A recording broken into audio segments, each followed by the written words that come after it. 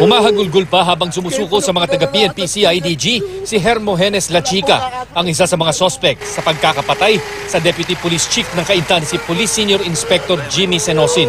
Si La Chica ang sinasabing kasama ni Ruben Gomez na nakabaril kay Senosin noong nakarang linggo. Sa ulo na buruhan si Senosin na rumisponde noon sa sumbong na may armadong mga lalaking pag-alagala sa Lakas Tao floodway sa Cainta. Naghagis rin daw ang mga sospek ng granada. Kasama ni La Chica ang kanyang abogado na naging tulay sa kanyang pagsuko. Bagamat kakilala raw niya si Gomez, giit niya, wala siya roon nang mangyari ang barilan.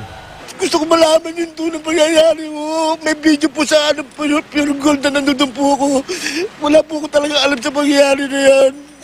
Nais niya sumuko dahil nais niyang linisin ang kanyang pangalan. At bukod doon, natatakot din siya sa kanyang buhay sapagkat maaring may ibang taong may kinalaman.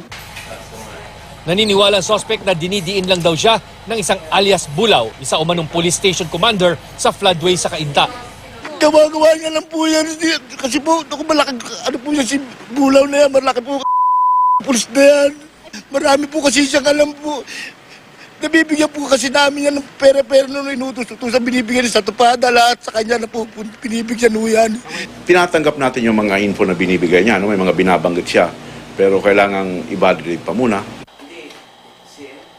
Dinala sa CIDG Anti-Transnational Crime Unit ang suspect para isailalim sa booking procedure.